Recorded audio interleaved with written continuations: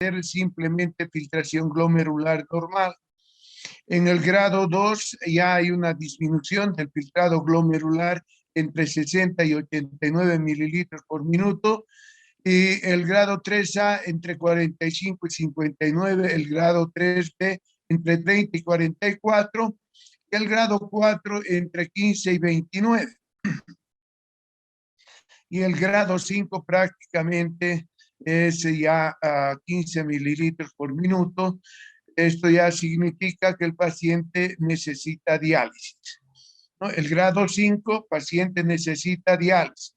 Grado 3, al paciente hay que enviarle al urólogo o al cirujano vascular para que le haga la fístula arteriovenosa.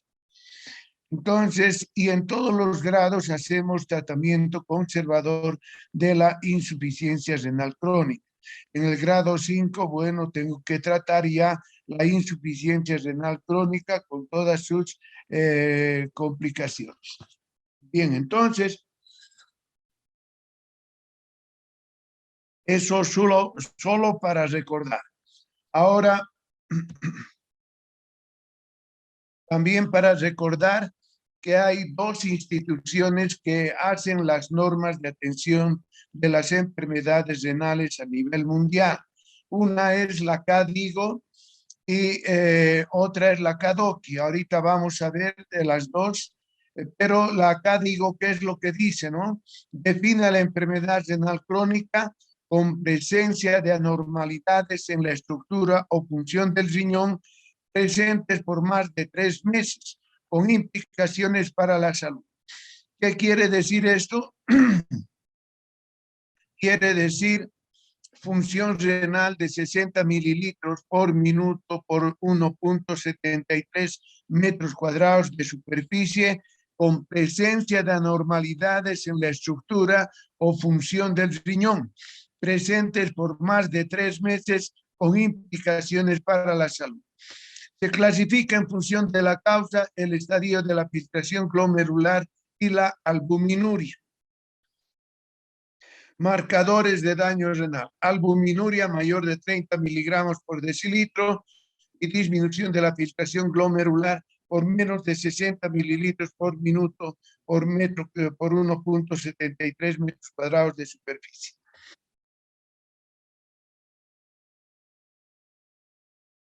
Bien, aquí los IECAS. Los IECAS, inhibidores de la enzima de conversión para el tratamiento de la hipertensión arterial. Aparte de la actividad antihipertensiva, tienen una actividad antiproteinúrica. Quiere decir que disminuye la proteinuria, controla la presión arterial, la hiperfiltración, induce a la regeneración de podocitos y regeneración renal. Eso es lo que se hace con los administrando IECAS cuando los pacientes tienen proteinuria asociada a la insuficiencia renal crónica. Ya hemos clasificado la insuficiencia renal crónica de acuerdo también a la albúmina, en A1, en A2, en A3, dependiendo del grado de filtración que tengan en ese momento los pacientes. Entonces, para tratar esa albuminuria, nosotros damos IECAS. ¿Y los IECAS con qué motivo, no?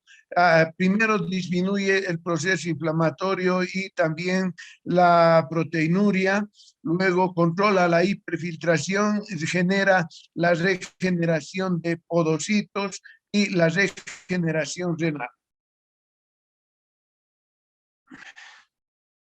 La presión arterial sistólica por encima de 142 milímetros de mercurio se asocia siempre a insuficiencia renal crónica.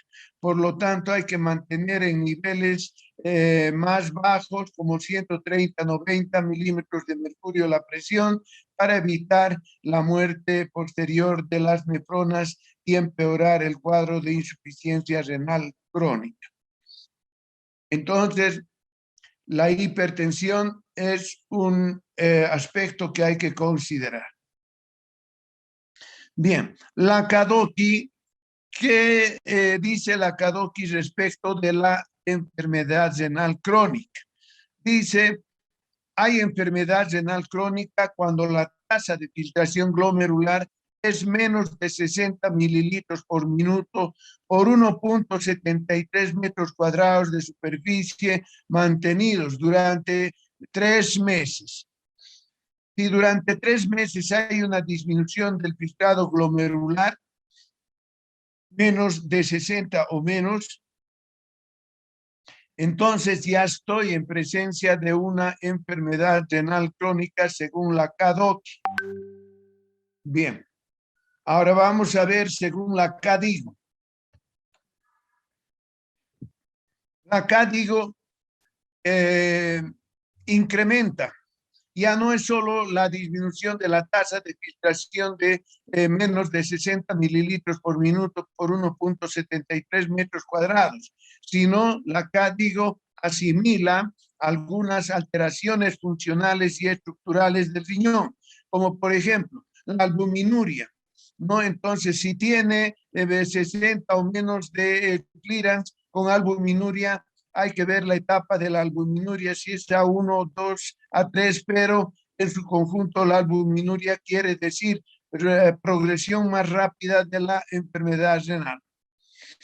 Luego, en el sedimento urinario, si hay hematurias, cilindros hemáticos, etcétera, ¿no?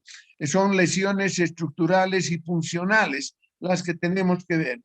Luego, las alteraciones electrolíticas sistémicas, si hay hiponatremia, hipernatremia o hipopotasemia o hiperpotasemia, esas son las situaciones que van a acompañar, pero si tú mantienes un control, no vas a tener ningún problema, pero si vives sin saber, sin controlarte, entonces las cosas llegan así de repente y uno piensa que es mala suerte.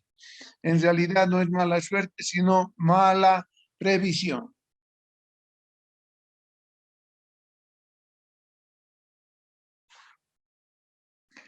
Luego, la KDOQI también dice que aparte de la filtración glomerular que puede ser menos de 60 mililitros por minuto por 1,73 metros cuadrados de superficie, si hay alteraciones electrolíticas sistémicas, también ya es una insuficiencia renal de acuerdo a la KDIGO. Luego dice estructurales por imagen e histológicas. Si hay alteraciones a nivel de los glomérulos como esclerosis, por ejemplo, segmentaria o fibrosis de los tejidos en el riñón, entonces ya puede darse como una alteración de la disminución de la filtración glomerular. Y finalmente, todos los pacientes trasplantados también son considerados como pacientes con insuficiencia renal crónica. Entonces, habiendo hecho ese recuerdo, vamos a ir al avance de nuestra materia.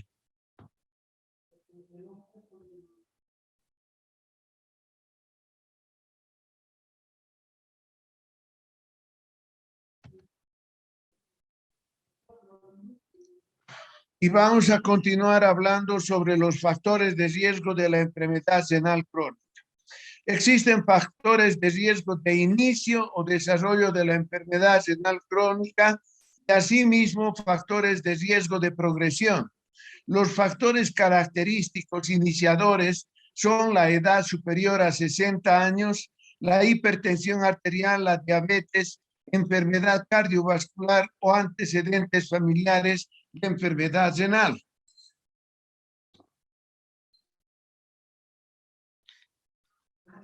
La proteinuria y la hipertensión arterial son los dos factores de riesgo de progresión modificables y mejor documentados. Además, hay otros presuntos implicados en el inicio en la progresión de la enfermedad renal crónica. La mayoría de estos factores ha demostrado asociación más que causalidad y muchas veces la forma inconstante. Los potencialmente modificables deben ser corregidos.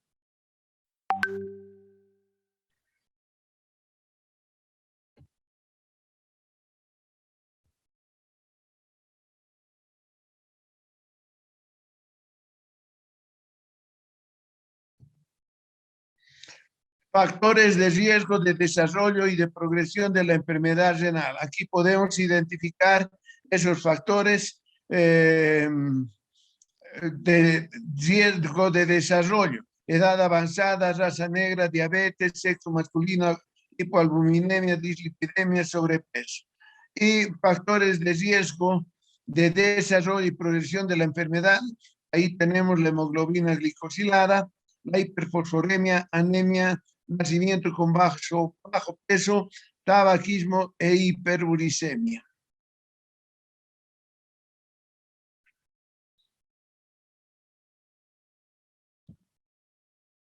Manifestaciones clínicas.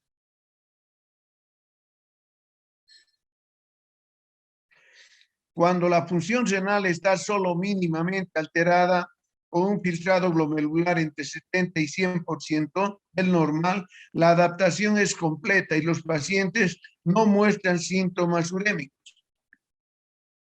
Vean, hasta que el riñón esté comprometido al 70%, parece la vida normal, no hay ningún síntoma, ninguna expectativa. Entonces, ahí en ese ambiente se va produciendo la insuficiencia renal crónica, ¿no? Dice, a medida que la destrucción de las nefronas progresa, disminuye la capacidad de concentración del riñón y para eliminar la carga obligatoria de solutos, aumentan la diuresis. La poliuria y la nicturia son los primeros síntomas. Si se quiere decir así a través de síntomas, es la poliuria y la nicturia los primeros síntomas. ¿Qué es la poliuria, jóvenes?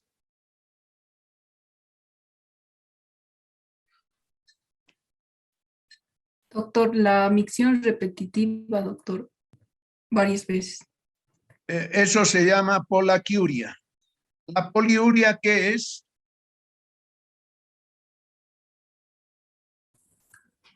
La producción anormal de grandes cantidades de orina, doctor. La cantidad excesiva de orina, ¿no? Cantidad excesiva de orina se llama poliuria. Puedes orinar 3, 4, 5 litros, eso es poliuria. Polaquiuria es aumento de la frecuencia miccional, ¿no? Orinamos poco y varias veces. Y la nicturia es que normalmente durante la noche la persona sana normal hace pis al irse a la cama y al levantarse, pero resulta que las personas que tienen alteración, están comenzando con alteraciones a nivel del riñón, se puede presentar la nicturia, es decir, levantarse a hacer pis una vez en la noche o 2 veces, así consecutivamente durante 3 meses, ya estamos hablando de los inicios prácticamente de una insuficiencia renal crónica. La poliuria y la nicturia, los primeros síntomas. Cuando el filtrado glomerular cae por debajo de 30 mililitros por minuto, aparecen progresivamente los síntomas que conforman el síndrome urémico. Anorexia, náuseas, astenia, déficit de concentración, retención hidrosalina con edemas, parestesias, insomnio. Sin embargo, especialmente cuando la enfermedad renal evoluciona muy lentamente, hay enfermos que persisten prácticamente asintomáticos hasta etapas terminales con filtrados glomerulares, incluso menos de 10 mililitros por minuto. Entonces, mira, cuando el 30% de tus nefronas se mueren, no tienes nada, no presentas alteraciones. Se muere el 40%, tampoco sientes ninguna molestia. Cuando pierdes la mitad, todavía no tienes grandes molestias, pero cuando pierdes a menos de la mitad, ya estás empezando a tener la hipertensión, estás empezando a tener el síntoma urémico, el hálito urémico, y así sucesivamente se va instalando poco a poco cuando se pierde la capacidad de filtración desde la mitad. 50% de la capacidad de filtración te lo guardas en la sala y resultado es que el paciente está ya con insuficiencia renal establecida, solamente que está esperando el tiempo para hacerse la fístula y comenzar la diálisis.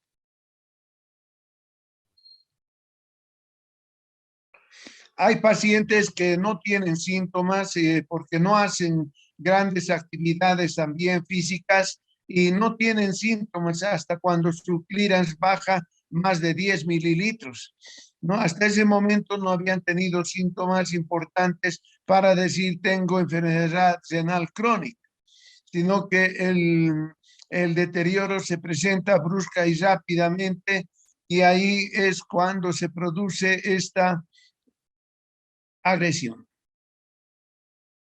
Veremos las manifestaciones clínicas y bioquímicas más características agrupadas por aparatos y sistemas se presentan en la siguiente tabla. ¿Cuándo aparecen los síntomas urémicos o de enfermedad renal crónica en los pacientes jóvenes? ¿Cuándo comienza a aparecer los síntomas y los signos de la enfermedad renal crónica?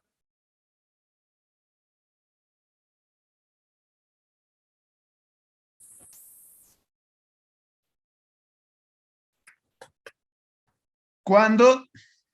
Doctor, cuando el filtrado glomerular cae a 30 mililitros por minuto.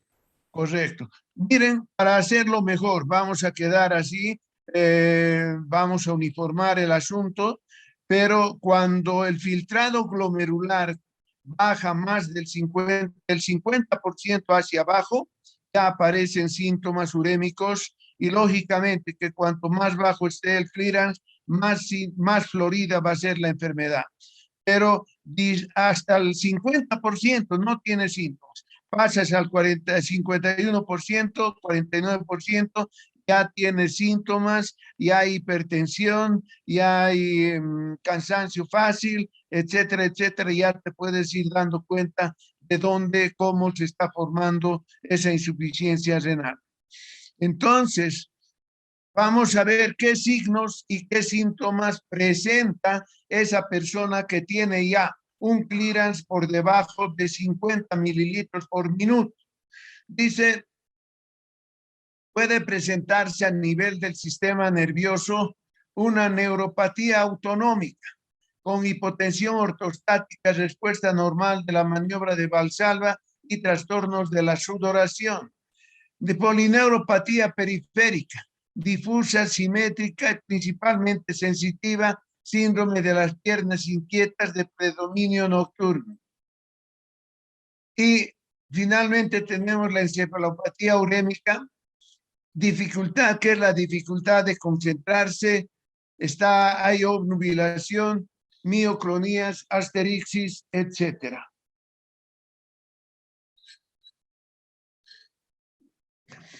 A nivel del sistema hematológico, todos los pacientes con insuficiencia renal crónica tienen anemia. Dependiendo del grado de filtración, entonces la anemia también es de leve a severa.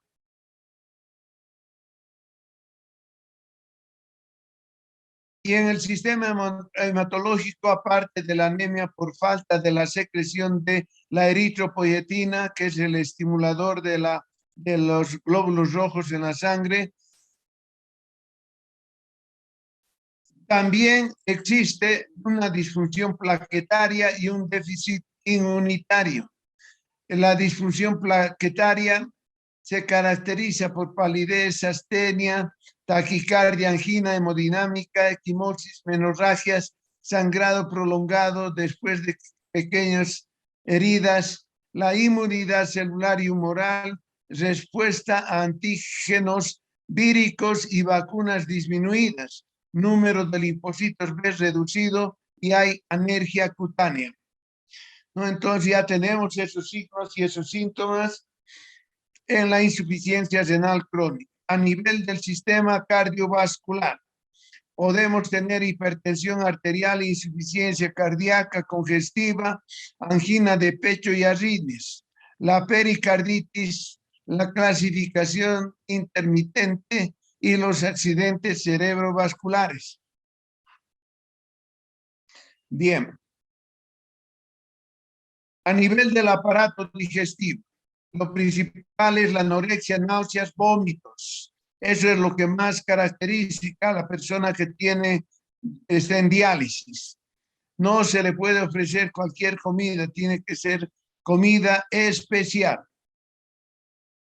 Entonces, aparato digestivo, anorexia, náuseas, vómitos, hemorragia digestiva alta o baja, diverticulitis.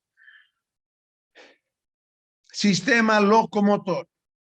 Podemos tener ahí pruritos, dolores óseos, trastornos del crecimiento, debilidad muscular, etc. A nivel del sistema endocrino, dislipidemias, hiperglicemia, hiperinsulinemia, alteraciones de la función sexual y reproductora.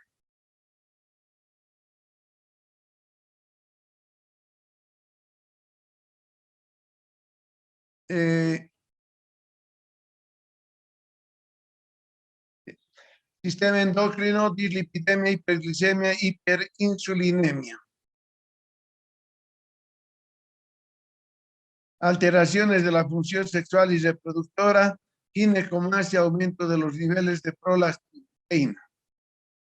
Trastornos electrolíticos y del equilibrio ácido-base. ¿Cuál es el trastorno electrolítico más frecuente en la clínica, jóvenes?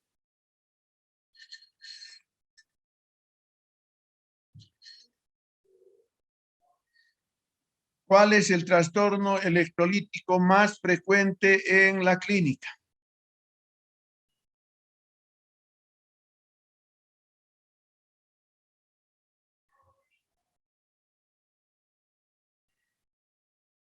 ¿Cuál es el trastorno electrolítico más frecuente en la clínica, jóvenes?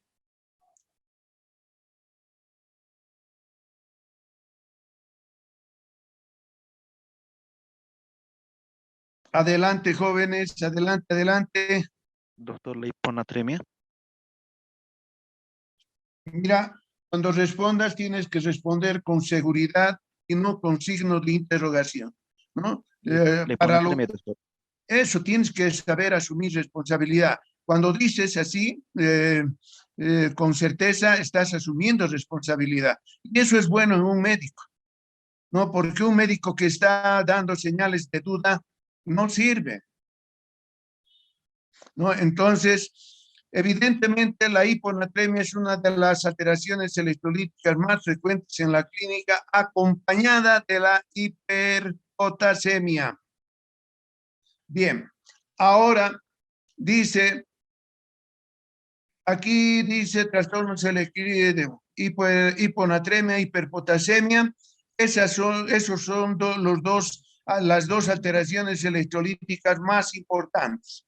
Bien, en la alteración del equilibrio ácido-básico es lo más frecuente en los pacientes renales crónicos. ¿Qué alteración del equilibrio ácido-básico es más frecuente? Porque ustedes saben que los riñones, una de las funciones de los riñones es regular el equilibrio ácido-básico del cuerpo, ¿no? Entonces, ¿qué alteración del equilibrio ácido-básico es más importante en el cuerpo? Sí, en la clínica. En la clínica, ¿qué alteración ácido-básica es más frecuente e importante?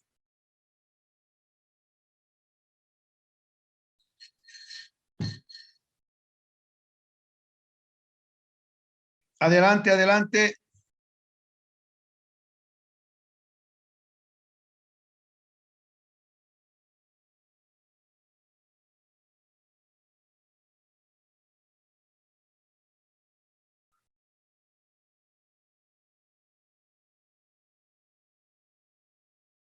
Adelante, adelante.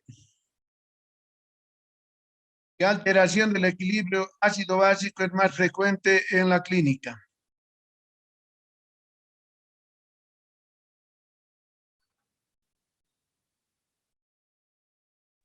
Acidosis metabólica, doctor. Nuevamente, ¿no? No me respondan con interrogación, respóndame con seguridad. Eso es lo más importante. Si me dices acidosis metabólica, doctor, me estás preguntando nuevamente. Y yo prefiero que me digas sí o no, ¿no? Entonces, a ver, te voy a preguntar de nuevo. ¿Qué alteración electrolítica más importante en la clínica?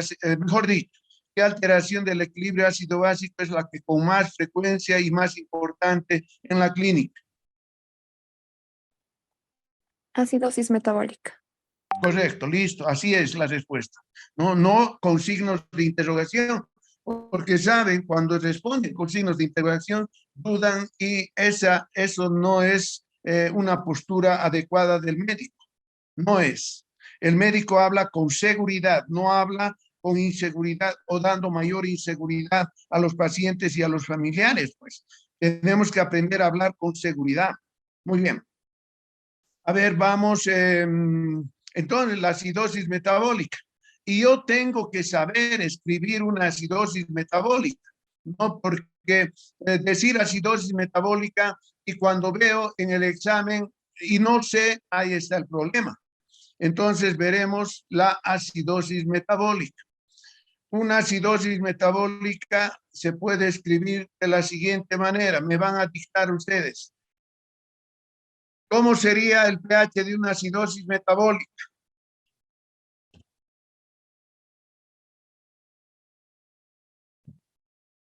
¿Cómo sería el pH?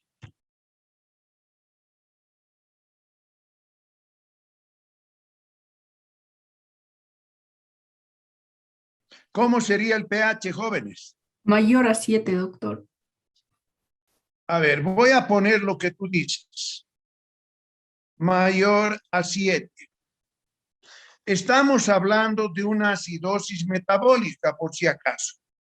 ¿Y cómo sería el pH en una acidosis metabólica? Aquí dice una voz mayor a 7. A ver, otras voces. Inferior a 7, doctor. Inferior. ¿Cómo? Inferior a 7. Menos de 7.35. Menos de 7. Menos de 7.35. Muy bien. Entonces, vean, así responden en el examen y después no se convencen porque creen que están diciendo bien las cosas. Y por favor, miren, desde segundo año se les enseña esto de la acidosis, trastornos del equilibrio ácido-básico, los más frecuentes, los más se les enseña, pero llegan a cuarto y siguen con los problemas. Entonces, a ver, seguiremos escribiendo. pH menor que 7.35.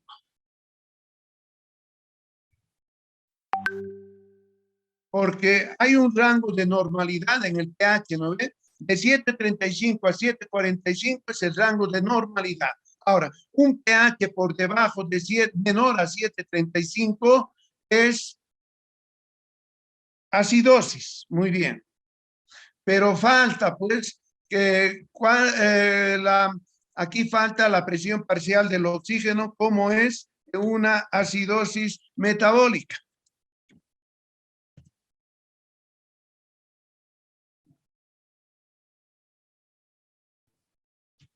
La presión parcial de dióxido de carbono. ¿No ve? Acidosis metabólica me han dicho, pero tengo que saber escribir la acidosis. Porque si no sé escribir, de nada sirve que hable, porque no tengo la idea. ¿Cuánto es la presión parcial del dióxido de carbono? Mayor a 45, doctor. Mayor a 45, doctor. Doctor, tiene que ser bajo de lo normal, que sería de 35 a 45 de mercurio. Sí, generalmente no está muy alterada la presión parcial del dióxido de carbono. Entonces puede estar en 35 a 40 milímetros de mercurio.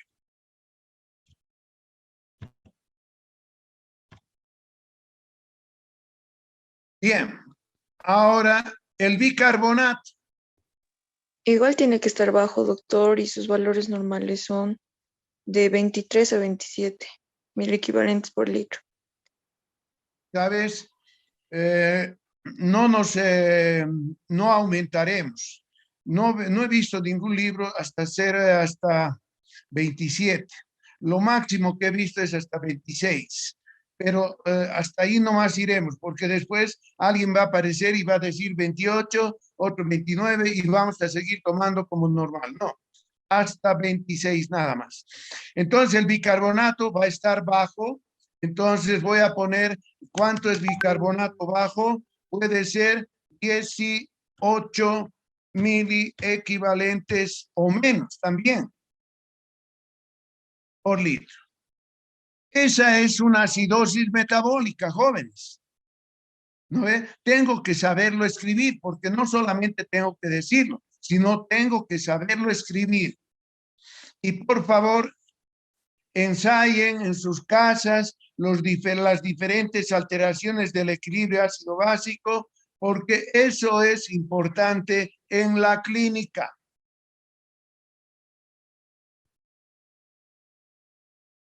Bien, seguiremos.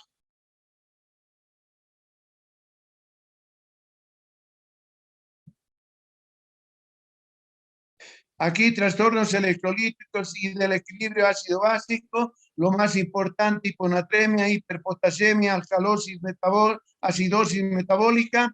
Y por otra parte está también la hiperfosfatemia, la hipocalcemia y la hipermagnesemia. No se olviden que una persona con insuficiencia renal crónica ya no produce la vitamina D. Ya no hay cómo activar el depósito del calcio en el hueso y aumentar la absorción del calcio a nivel del intestino, porque eso es lo que hace la vitamina D. Como ya no tiene vitamina D, entonces hay mala absorción de calcio y el calcio va a estar menos, va a producirse una hipocalcemia, una hiperfosfatemia y una hipermagnesemia. Entonces, es bien importante esto que estamos mencionando dentro de los signos y síntomas de la insuficiencia renal. En los hombres es imprescindible hacer un tacto, en los hombres, varones mayores de 45 años, es imprescindible hacer un tacto rectal para examinar la próstata. Porque no se olviden, en las personas mayores, varones mayores, puede haber adenoma de próstata, que puede estar ocasionándonos una insuficiencia renal crónica postrenal, ¿no? Entonces, es imprescindible. En las extremidades pueden verse signos de edema y debe explorarse el estado de los pulsos periféricos. Bien, entonces, aparte de los signos y síntomas, ahora vamos a ver cómo se hace el diagnóstico de la insuficiencia renal crónica. Durante las fases iniciales no existen manifestaciones clínicas de alteración renal. Hemos dicho que cuando el clearance está hasta en 70 mililitros por minuto, no hay señales de insuficiencia renal. Viene un paciente a la consulta, me dice, tengo un problema, me duele la espalda, mis riñones, le hago los análisis y encuentro un clearance de 70, 80 o 90. Y no encuentro nada más. Entonces, durante las fases iniciales, en el grado 1 no hay síntomas de ninguna clase. Por eso no es pues fácil diagnosticar al principio los pacientes. Cuando diagnosticamos en el grado 5, bueno, ahí ya está gritando la enfermedad, pues. Pero en el grado 1, el médico tiene que ser más cuidadoso y tratar de interpretar las mínimas alteraciones que el paciente pueda tener. ¿Y cuáles son los primeros signos y síntomas de una insuficiencia renal crónica?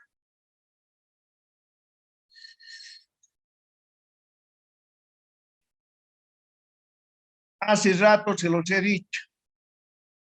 La poliuria y la nicturia, doctor. Correcto, ¿no? Entonces, ahí en el interrogatorio tengo que decir, mira, sabiendo cómo es, recién puedo preguntar.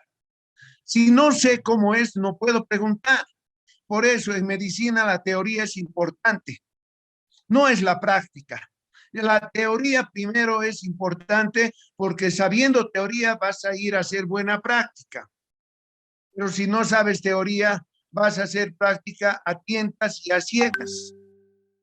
Entonces, en tu interrogatorio, sabiendo que los síntomas más precoces de insuficiencia renal crónica son la poliuria y la nicturia, será tu interrogatorio dirigido a eso. Pero si no has hecho teoría y de memoria quieres hacer el diagnóstico, no vas a poder. Entonces, durante las fases iniciales no existen manifestaciones clínicas de disfunción renal, excepto la poliuria y la nicturia. Su diagnóstico puede ser casual por un análisis de orina que evidencia densidad reiteradamente baja o que no supera los 1016 o 1018 con restricción acuosa. Es decir, no sube la densidad. Con o sin proteinuria y variable celularidad según la causa de la falla renal. Si yo tengo un examen de orina con una densidad de 1015, le digo, bueno, vas a disminuir el consumo de líquido y hazte hacer otro examen. Va al otro examen y me sale nuevamente la densidad urinaria de 1015. Entonces ahí ya tengo que pensar de que ese paciente tiene alteraciones a nivel de las nefronas porque no está pudiendo concentrar la orina. Luego, dice, hay una buena correlación anátomo-funcional en esta fase. Si la lesión se asienta en el glomérulo, se observa una disminución del filtrado glomerular y tanto el flujo plasmático efectivo renal como la función de secreción tubular están conservados. Si la lesión se asienta en el glomérulo, hay una disminución del filtrado glomerular, pero la actividad tubular y el flujo plasmático están conservados. Si la lesión primaria es a nivel del túbulo y del intersticio, la manifestación inicial puede ser la incapacidad de concentrar orina, debiéndose a la alteración de la respuesta de la nefrona distal a la hormona antidiurética o a la disminución de la aldosterona.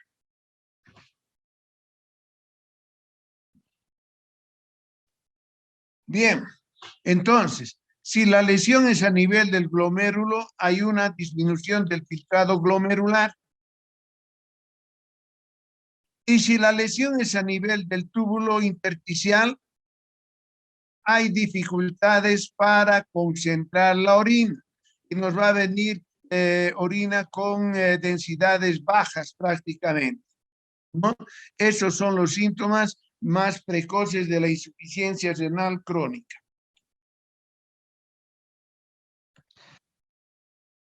Bueno, hay que hacer una buena historia clínica, pues. Eso es importante para toda enfermedad. Debe prestarse atención especial a los síntomas urinarios como nicturia, poliuria, también a la polidipsia, disuria o hematuria. También hay que obtener una historia completa de enfermedades sistémicas, exposición a tóxicos renales, infecciones, posibles antecedentes familiares de enfermedad renal.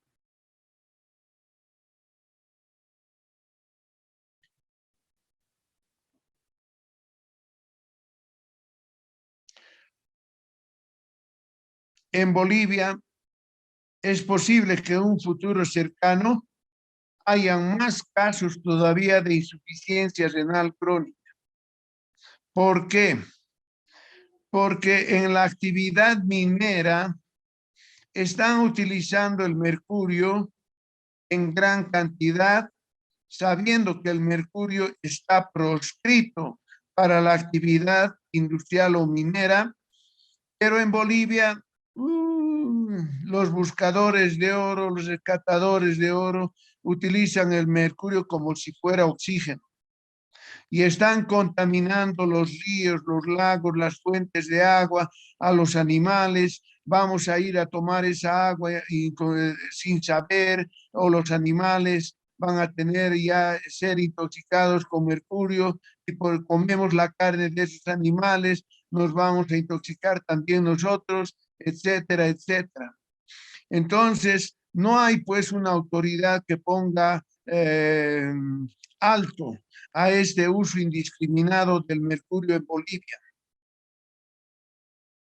Ahora con el auge del oro, todo el mundo está yendo a buscar oro con mercurio prácticamente. Exploración física. Debe registrarse el peso, la talla, posibles malformaciones y trastornos del desarrollo. Obviamente es importante la presión arterial, el examen de fondo de ojo, la exploración del sistema cardiovascular y del tórax y la palpación abdominal buscando masas o riñones palpables con contacto lumbar. ¿No? Eso es lo que tenemos que hacer en la exploración física, examinar bien al paciente. Ahora sí, tanto en la insuficiencia renal aguda como en la crónica, no podemos utilizar la urografía excretora. No está indicada en el diagnóstico de la enfermedad renal crónica, puesto que la información que proporciona es limitada y al no eliminarse el contraste por filtración, y además que es nefrotóxico y seguramente precipitará la entrada en diálisis. Los contrastes no se usan en personas que tienen patología crónica.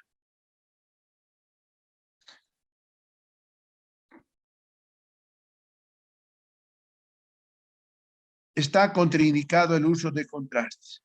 Entonces, doctor, ¿qué voy a usar para como urografía? Puedes recurrir a una tomografía sin contraste o a una resonancia magnética sin contraste. También puedes recurrir a la ultrasonografía, tanto vascular como convencional, para ver la forma y el tamaño de los riñones. Pero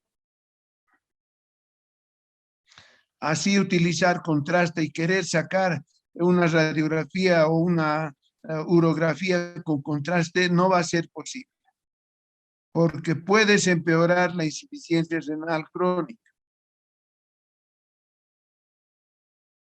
La angioresonancia magnética o angiografía con CO2 obvian la toxicidad por contraste, pero esta última hay que tener presente. Por ser un procedimiento arterial, el riesgo de enfermedad arterioembólica en pacientes con arteriopatía periférica.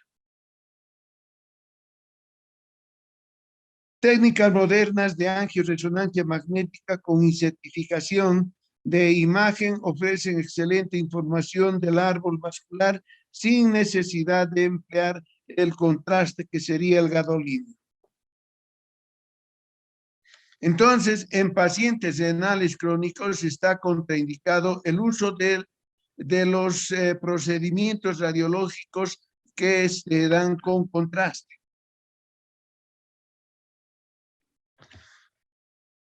Tratamiento.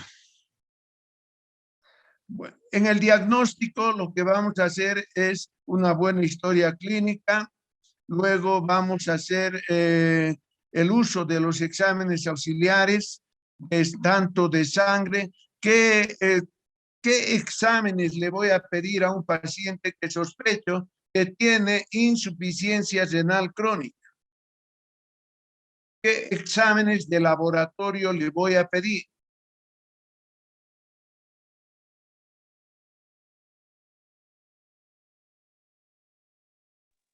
¿Qué exámenes le pedimos?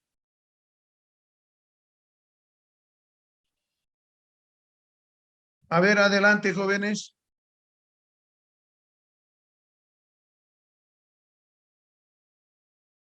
¿Qué exámenes le pedimos?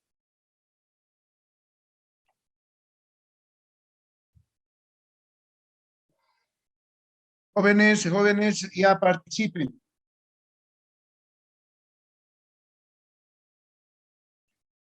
¿Qué exámenes le voy a pedir?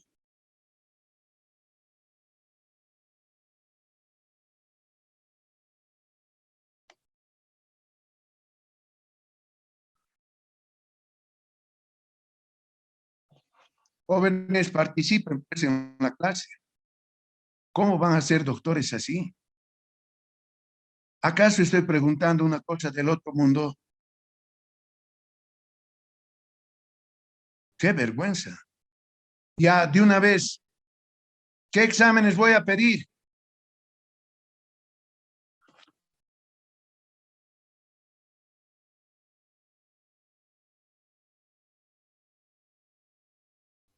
¡Qué vergüenza!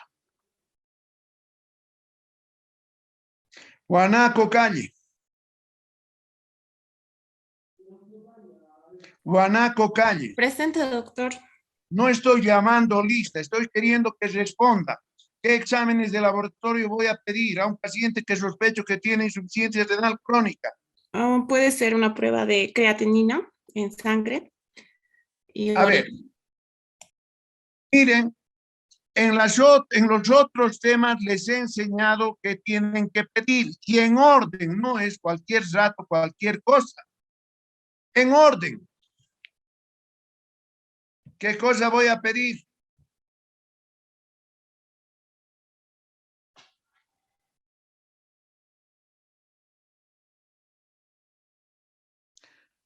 Miren, como no participan, después van a reclamar diciendo que es revisión, que de examen, esto, lo otro, he hecho bien mi examen, pero en realidad les voy a dar una historia clínica y no van a saber qué pedir, qué exámenes de laboratorio pedir. ¿Qué voy a pedir en un paciente que sospecha insuficiencia renal crónica? En orden.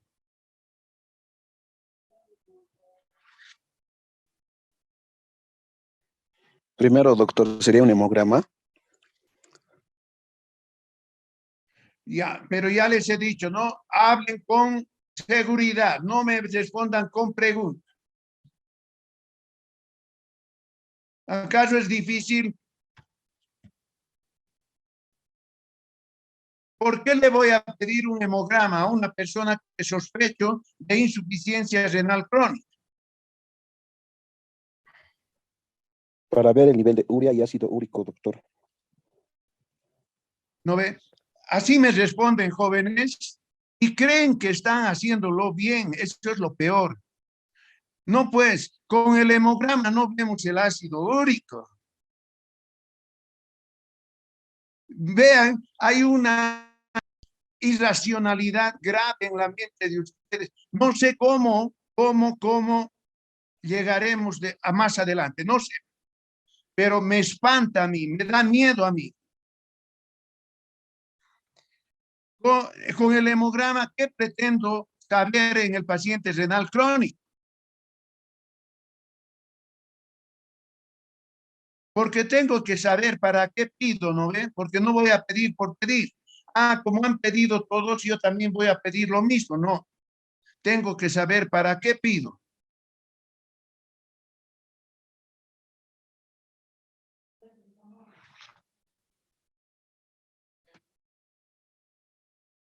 Ahí está. Miren, me han respondido para saber niveles de ácido úrico y urea. O yo digo, me quiero morir ese rato. ¿Cómo con el hemograma voy a saber eso? Ni siquiera sé qué quiere decir hemograma en ese caso, pues. Pero así están en cuarto. A ver, señorita Carvajal Martínez, ¿qué pretendo saber con el hemograma?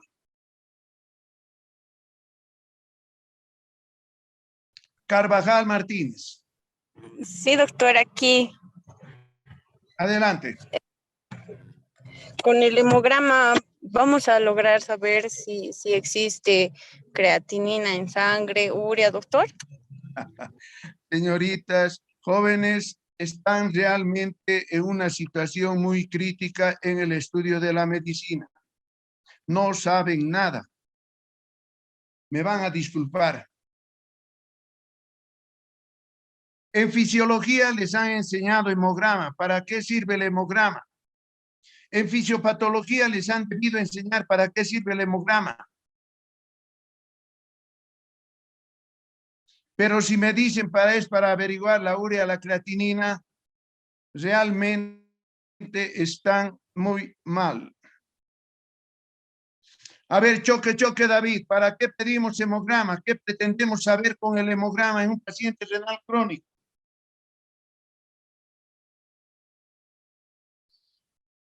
Choque, David.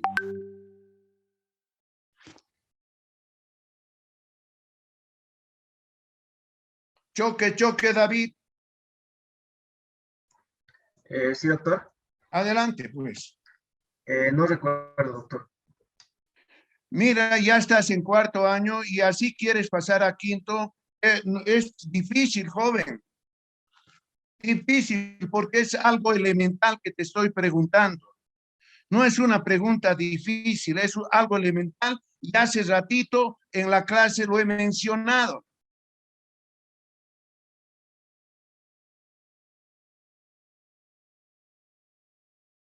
En la clase hemos mencionado los síntomas y los signos hematológicos. Pero claro, eso no vas a poder saber si no sabes qué es el hemograma. Porque aquí me están diciendo, me están confundiendo hemograma con creatinina y ácido úrico y urea. Doctor, el paciente con insuficiencia renal crónica puede presentar anemia. Entonces pedimos hemograma para verificar la cantidad de los valores de hemoglobina, hematocrito. Está bien. Entonces, pero has escuchado las respuestas que me han dado tus compañeros, ¿no ve? Sí, doctor. ¿Qué te parece? ¿Qué te parece esas respuestas de tus compañeros? Ha habido una confusión, yo creo, doctor. No, ya no es confusión eso, señorita. Eso es ignoro, no sé. Y sin saber están aquí en cuarto. No es confusión. No saben. Y estamos repasando, mira, hace ratito he dicho signos y síntomas hematológicos. No saben que el hemograma es algo hematológico, no saben. Qué pena. Mire, yo les voy a dar problemas y no van a resolverse entonces seguramente, con toda seguridad, porque no saben. Un chiste grave. Evidentemente, yo les he dado en las otras clases de los otros temas, les he dicho, estos análisis se piden por orden de importancia. Y ahí hemos mencionado el primer análisis, el hemograma en todo paciente, no solamente paciente renal crónico, en todo paciente se pide hemograma. ¿Para qué pides hemograma? Para ver los valores de la sangre en ese paciente. ¿Cuántos glóbulos rojos tienes? Si tienes los glóbulos blancos necesarios o si están desviados a la izquierda o a la derecha. Luego tienes el valor del hematocrito, si está con anemia o no con anemia, porque aquí dice que el paciente con insuficiencia renal crónica, como no produce eritropoyetina, no estimula la médula ósea de los huesos y no hay producción de glóbulos rojos. El paciente está con anemia. Y el hemograma pido para eso. Qué pena, chicos. Sinceramente, yo no sé pues cómo estarán queriendo pasar a los otros cursos. Felizmente, ay, no sé, ya no voy a ver estas cosas, joven. Sinceramente, está muy decepcionante la cosa. Bien, aparte del hemograma, ¿qué voy a pedir?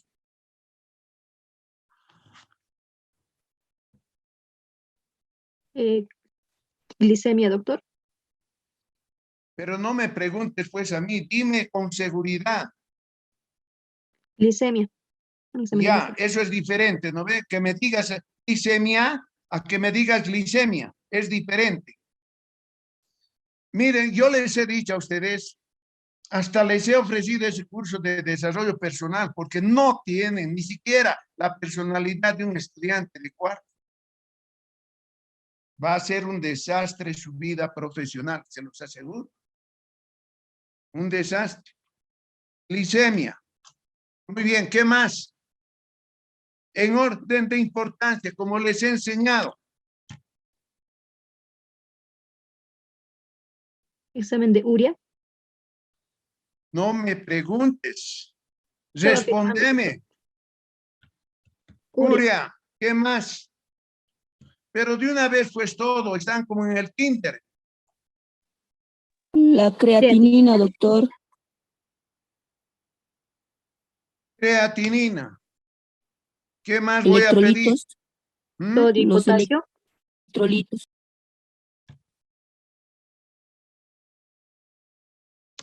Sodio, potasio. ¿Qué más voy a pedir? Un parcial Gasometría. de orina.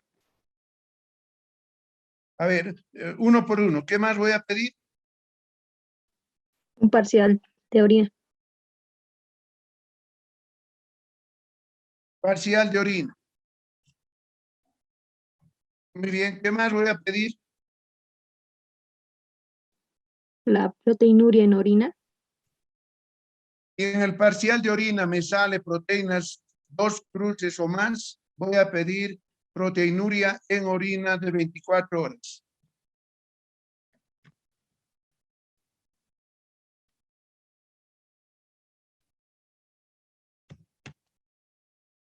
¿Eso para qué?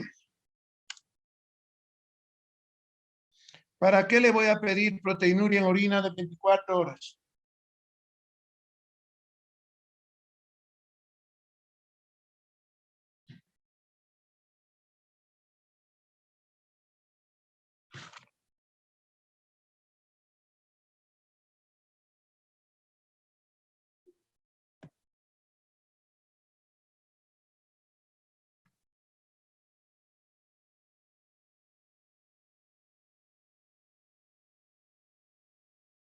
Ustedes no se han tomado el trabajo ni de mirar las diapositivas, ¿no ven? Aquí les he explicado la anterior clase la proteinuria, que es un factor acelerador de la insuficiencia renal crónica.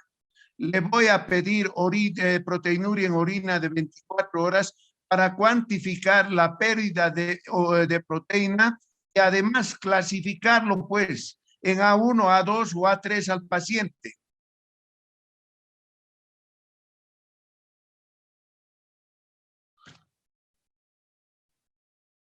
Qué pena, ¿no?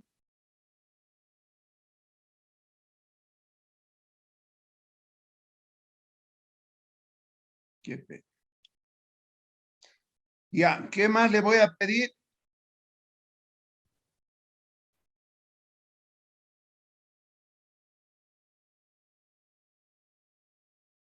Electrocardiograma, doctor. Eso en otros. Ahorita estamos en sangre o en laboratorio.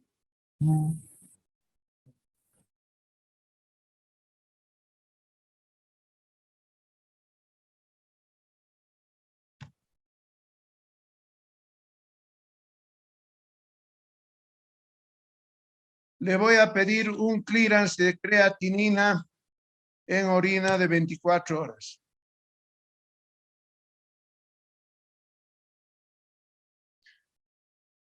Porque a ese paciente que estoy sospechando le tengo que clasificar en un grado. Puede ser en el primero, en el segundo, en el tercero, en el cuarto, pero tengo que clasificarlo. No puedo decir solamente ese tiene un paciente, es un paciente con insuficiencia renal crónica. ¿Eso qué significa? Nada. Tienes que decir insuficiencia renal crónica grado tantos, de acuerdo al clearance. Y para eso le tienes que pedir clearance. O también puedes calcular el clearance así por el método del MRD y por el Okoff-Gault. Puedes calcular, pero para hacerlo mejor le pides un clearance de creatinina en orina de 24 horas. Muy bien, ahora, en otros exámenes que son complementarios que puedo necesitar para hacer un diagnóstico. Alguien estaba diciendo un procedimiento. ¿Qué procedimiento? El electrocardiograma, doctor.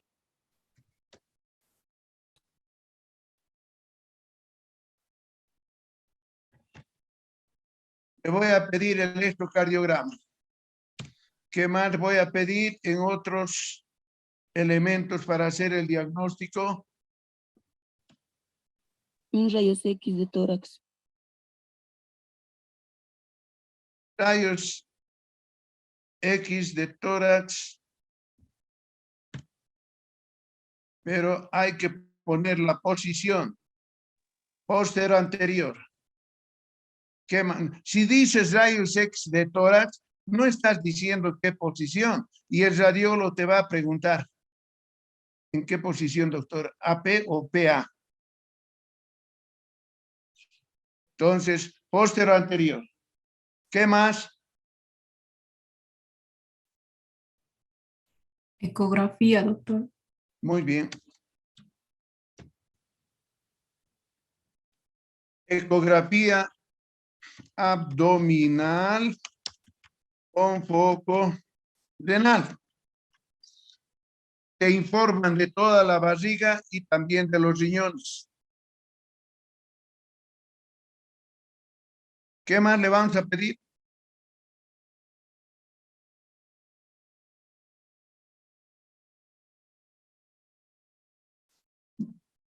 Eso creo que es suficiente de momento, ¿no?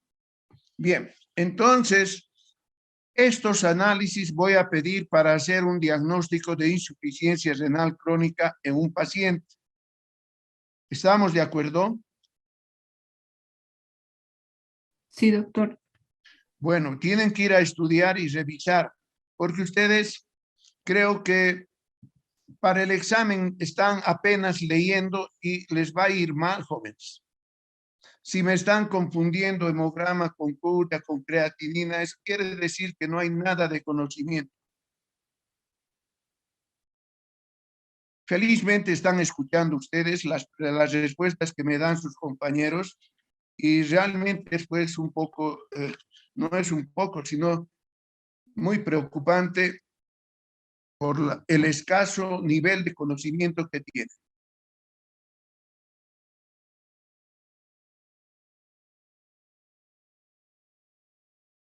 Bien, entonces ya sabemos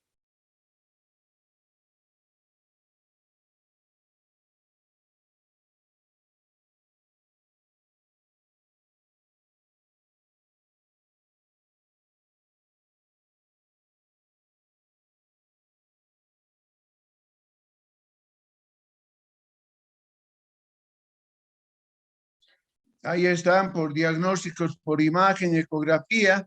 Es una prueba obligada en todos los casos para comprobar primariamente, primero que existen dos riñones. Hay que medir su tamaño, analizar su morfología y descartar la obstrucción urinaria. A ver, en una insuficiencia renal crónica, ¿cómo están los riñones?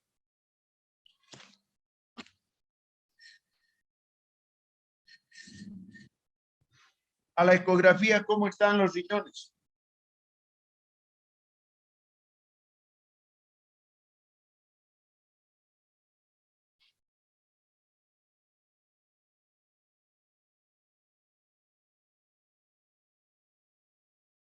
No hay nada de conocimiento, ¿no ven? Y hemos hecho una clase así de imagenología.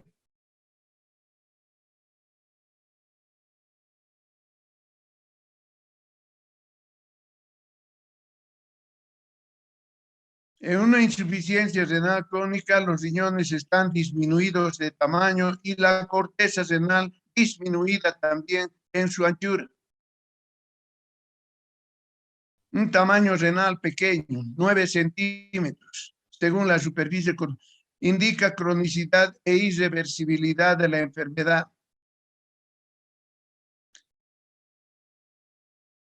riñones disminuidos de tamaño y la corteza renal delgada.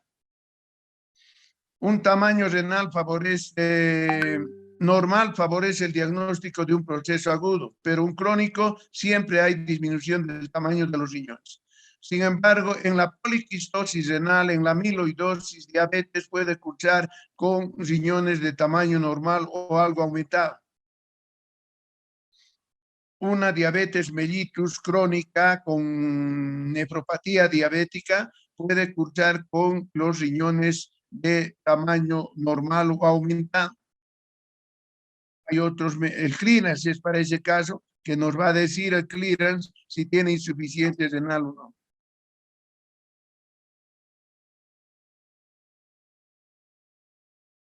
Luego,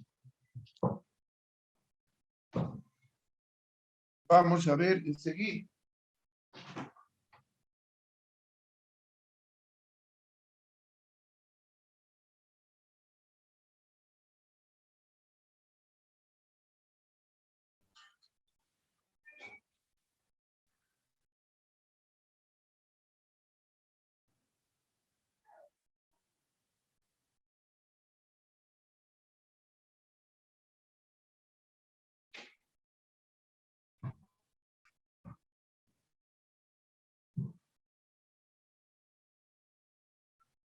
Entonces, un tamaño renal pequeño con una corteza delgada significa insuficiencia renal crónica.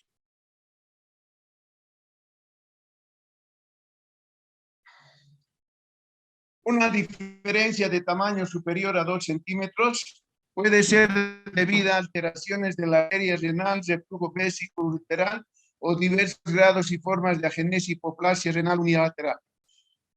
La ecodoppler es útil en manos experimentadas como primer elemento para diagnosticar estenosis de la arteria renal.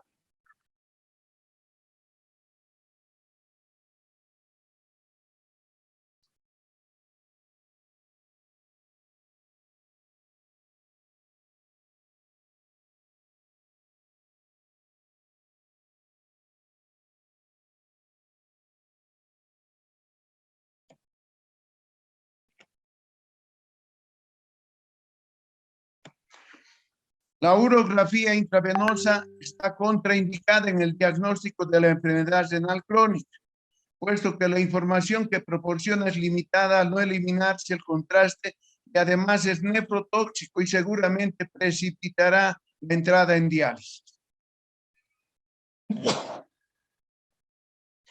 Cualquier método de diagnóstico con contraste está contraindicado en la insuficiencia renal crónica.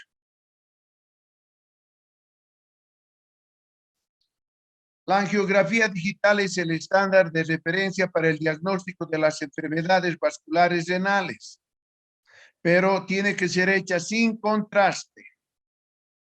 La angioresonancia magnética con CO2 obvian la toxicidad por contraste, pero en esta última hay que tener presente, por ser un procedimiento arterial, el riesgo de enfermedad arterioembólica en pacientes con arteriopatía periférica. Hay técnicas modernas de angioresonancia magnética con intensificación de imagen. Estas ofrecen información excelente del árbol vascular sin necesidad de emplear el contraste llamado gadolíneo. Bien, entonces ya hemos aprendido a hacer el diagnóstico. Ahora vamos a ver su tratamiento. Se presentan a continuación los pilares sobre los que se asienta el manejo de los pacientes enfermos renales. Primero, la actitud ante factores inevitables o reversibles. Existen factores que aceleran el deterioro renal independientemente del ritmo de progresión propio de la enfermedad renal crónica. Muchos de estos elementos son reversibles, por lo que es imprescindible reconocerlos y corregirlos. Ahí lo vamos a ver en la tablita 6. Deben emplearse los fármacos estrictamente necesarios en las dosis y intervalos adecuados durante el tiempo necesario.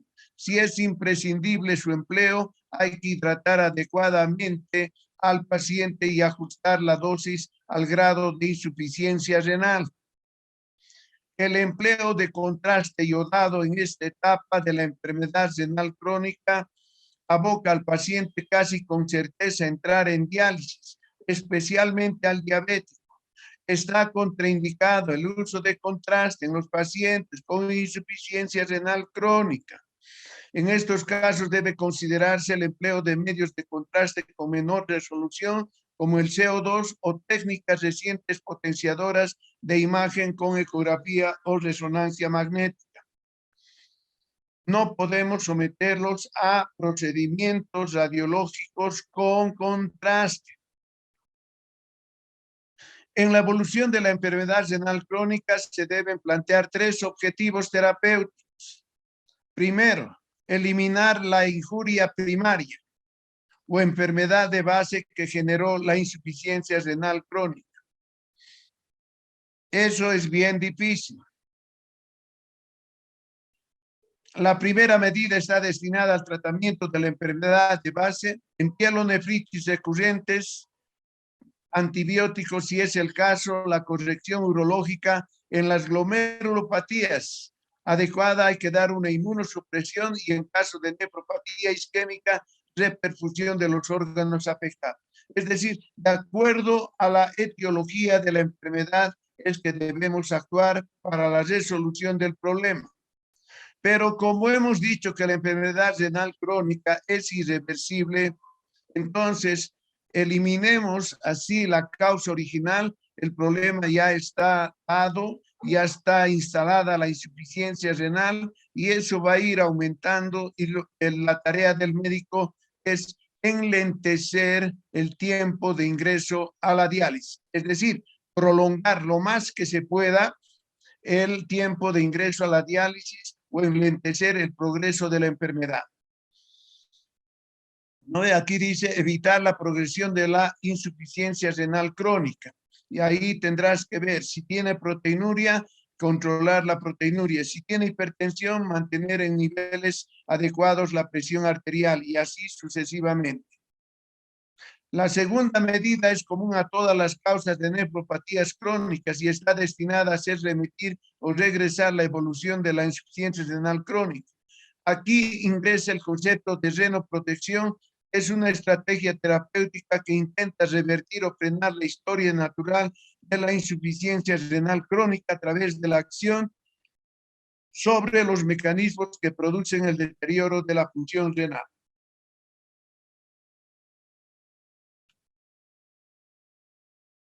Factores potencialmente reversibles capaces de empeorar el grado de insuficiencia renal. Depresión de volumen. Un paciente renal crónico que esté con depresión de volumen puede acelerar y progresar rápidamente la enfermedad. Luego, problemas de obstrucción.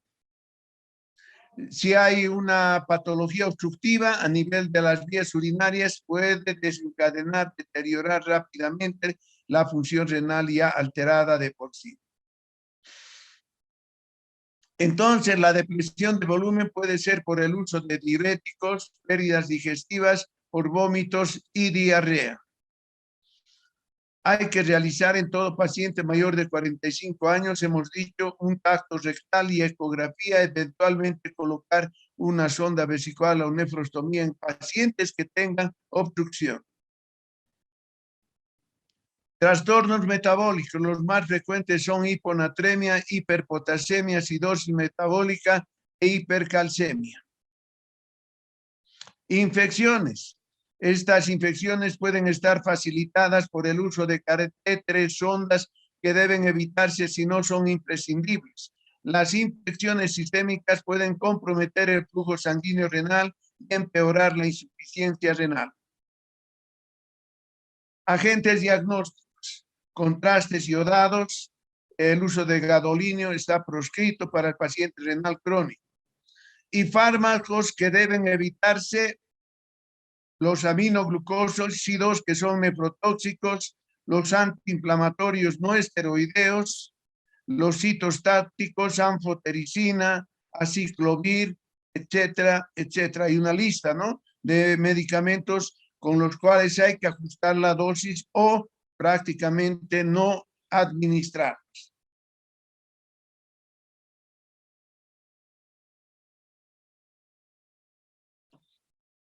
Prevenir o retrasar la progresión de la enfermedad renal crónica, y eso se consigue con la renoprotección.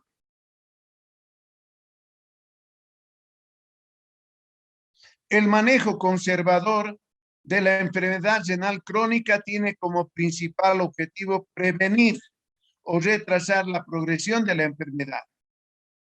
Ya no podemos evitarlo. Si ya está con insuficiencia renal, lo que tenemos que hacer es evitar esa insuficiencia renal se llegue lo más pronto a la diálisis, ¿no? Tenemos que alargar ese tiempo de llegada a la diálisis. Ese es el objetivo del médico cuando ve a un paciente con insuficiencia renal crónica en cualquier grado.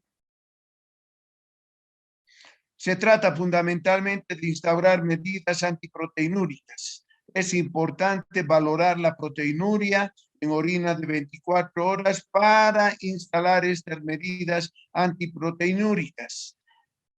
Las intervenciones y objetivos de renoprotección y de manejo de las complicaciones se resumen en la tabla 7. Veremos.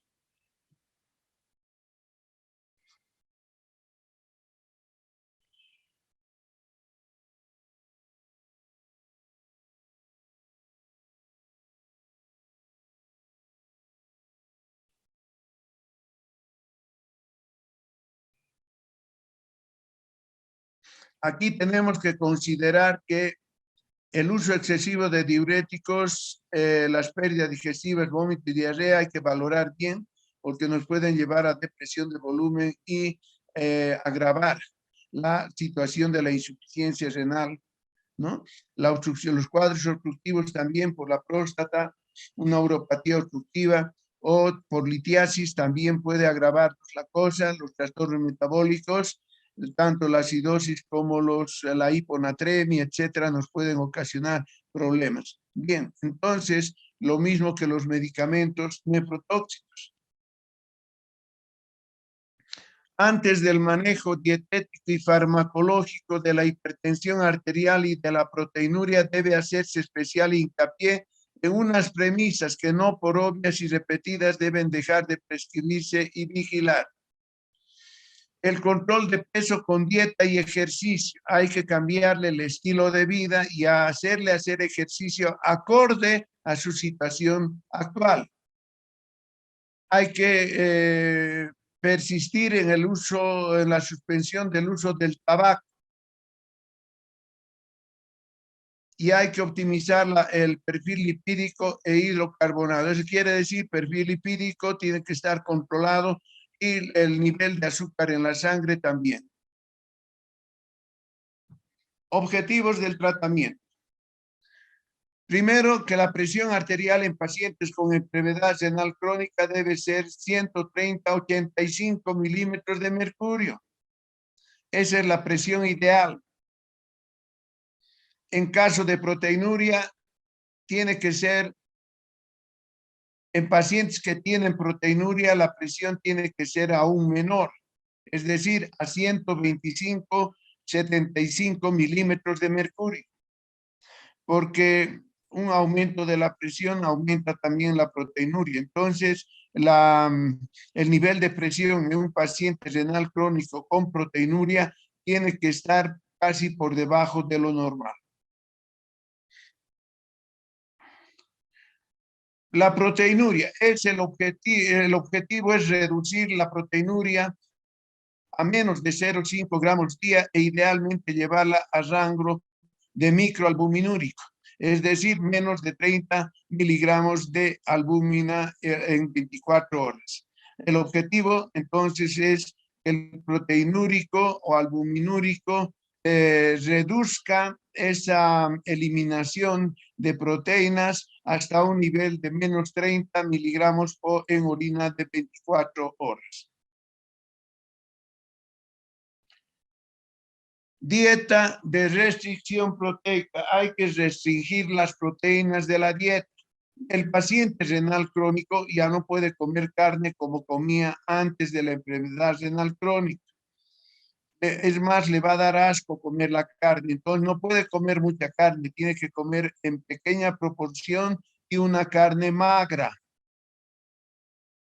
Aunque es un tema controvertido, la información disponible sugiere que la restricción proteica retrasa la progresión de la enfermedad renal crónica. Normalmente consumimos 1.2 gramos de proteína al día por kilo peso.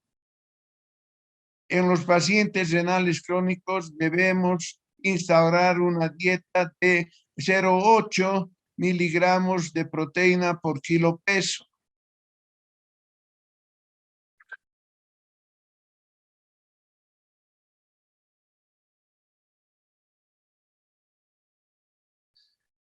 Los mecanismos implicados son de dos tipos: hemodinámico por reducción de la hiperfiltración y metabólicos por reducción de la generación de citocinas y la expresión de genes implicados en la producción de matriz mesangial. Se da la circunstancia favorable de que la restricción de fósforo es proporcional a la restricción proteica, por lo que ambas pautas son congruentes. Además, la dieta hipoproteica previene la parte de la acidosis metabólica al reducir la generación endógena de ácidos. Bien. Jóvenes, ustedes tienen casi toda la presentación en las diapositivas. Lean pues por lo menos y vengan a preguntarme lo que no entienden. Vamos a quedar aquí, pero vamos a seguir insistiendo en esta insuficiencia renal, porque la insuficiencia renal aguda, los trastornos electrolíticos y los del equilibrio ácido básico son los más importantes en la medicina interna. Entonces, vamos a quedar aquí en la diapositiva 64 y vamos a continuar la próxima clase, pero por lo menos vean, pues ya tienen todo el tema prácticamente, les he pasado, y denle pues una mirada. Y lo que no entiendan, busquen, pues hoy en día se puede encontrar en la red de internet todo lo que tú quieras, ya no es como antes. Y si no entiendes siempre, vienes a la clase y me preguntas. Porque mira, lo que está pasando ahorita es que no tienen idea de lo que están haciendo. No tienen idea de que están en cuarto año, esa es la cosa.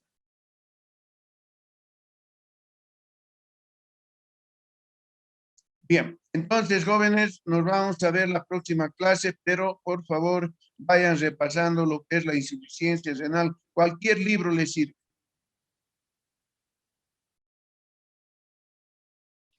Hasta el próximo martes, jóvenes. Hasta luego, doctor. Doctor.